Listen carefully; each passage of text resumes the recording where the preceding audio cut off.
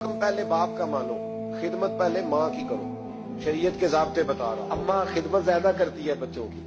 اب میں اکثر مثال دیتا ہوں، میں کہتا ہوں جب گلے میں اماں پاؤڈر ڈال دیتی ہے نا، بچے کو نہلا دہلا کے خوشبو لگا کے بڑا پیارا، اس وقت وہ بیٹا بھی ہوتا ہے، پوتا بھی ہوتا ہے، بھتیجا بھی ہوتا ہے، بھانجا بھی ہوتا ہے. اور جب پیشاب کر دے پھر کس کا ہے؟ ماں کا. اور جب تک ہنستا ہے مسکراتا ہے پھر وہ سب کا ہے. اور جب رونے لگے جی تو ابا جی آپ تو بعد میں تو آپ بڑے سگے بن گئے، تو اب آپ تھوڑا مہربانی کریں نا، کبھی کبھی آپ بھی ذرا اس کا پیشاب اپنے گلے میں برداشت کریں، تھوڑا آپ بھی شوق کریں نا جی. مالک تو آپ ہیں، ولدیت تو آپ کے لکھی جا رہی، ڈیٹیل تو آپ بتا رہے ہیں کہ میرے نام پہ درد ہے ہر چیز، تو یہاں بھی تھوڑا خیال کرو. حکم پہلے باپ کا ماننا ہے، خدمت پہلے ماں کی کرنی ہے. اور فرمایا میرے محبوب کریم صلی اللہ تعالی علیہ وسلم نے کہ تو نے ان سے باتیں کرنی ہے، میٹھے بول بولنے ہیں. مسند احمد میں بڑی ٹھنڈی، بڑی میٹھی، بڑی پیاری حدیث ہے. حضور نے فرمایا 2 گھڑیاں رات کو ان کی چارپائی پہ بیٹھا کر، ان سے بات چیت کیا کر، ان کا دل راضی کیا کر. فرمایا اگر تو انہیں خوش کرنے میں کامیاب ہو گیا، رب تجھے 2 حج اور 2 عمرے کا ثواب عطا فرمائے گا. اگر تو انہیں اور ماں باپ اگر پردہ کر جائیں پھر تیری دعاؤں کا رخ ماں باپ کی طرف. امام رازی نے تفسیر کبیر میں حدیث لکھی ہے، ایک شخص پر آخری وقت داری تھا، نزع کا عالم تھا، لوگ کلمہ پڑھاتے تھے، زبان پہ جاری نہیں ہوتا تھا. ان حدیثوں کو روز یاد کیا کرو، روز ماں باپ سامنے آئے تو ان حدیثوں کو ذہن میں لایا کرو.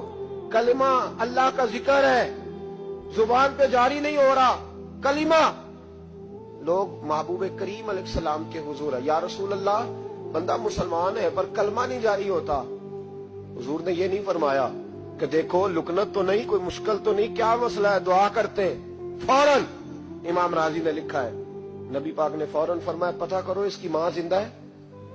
یا رسول اللہ ہے. فرمایا بلاؤ. اماں آئی بڑی پریشان، 2 گلیاں چھوڑ کے رہتی ہے. فرمایا تیرا بیٹا ہے؟ تو ماں نے مصطفیٰ کا چہرہ دیکھا تو رو پڑی، لیکن حضور میرا ہی ہے. فرمایا تو ناراض ہے؟ اماں کہنے لگی حضور بڑی ناراض ہوں، اس نے بڑے ظلم کیے، بڑی زیادتیاں کی میرے ساتھ. یا رسول اللہ صلی اللہ علیہ وسلم بڑا ستایا. بابو فرمانے لگے چل معاف کر دے، تو معاف کرے گی تو روح نکلے گی، تو معاف کرے گی تو کلمہ طیبہ جاری. کہنے لگی حضور میں کبھی معاف نہیں کرتی. دنیا میں کسی کو آگ کا عذاب دینا حضور نے جائز نہیں رکھا، اسلامی سزاؤں میں اس سے اکثر جگہ پہ منع فرمایا، لیکن یہاں میرے محبوب نے فرمایا لکڑیاں لاؤ. بوڑھی کے سامنے لکڑیاں لاؤ. کیا کرنا ہے؟ فرمایا جس کی ماں ہی ناراض ہے میں اسے زندہ جلا دوں گا. لاؤ لکڑیاں.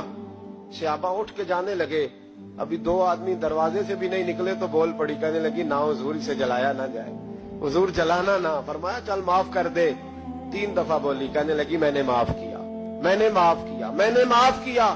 محبوب فرمانے لگے اب پڑھاؤ کلمہ، پڑھاؤ. جب کلمہ پڑھایا تو زبان پہ کلمہ جاری ہو. اس کا مطلب ہے کلمہ بھی اسی کی زبان پہ جاری ہوگا جو ماں باپ کا فرما بردار ہوگا. ورنہ مت امید رکھے کہ میں بڑی لمبی تہجد پڑھتا ہوں، میں تو دروازے پہ بیٹھ کے سخاوت کرتا ہوں، میں تو بہت بڑا آدمی ہوں. اپنے ماں باپ کی طرف دیکھیں، ان کا خیال فرمائیں.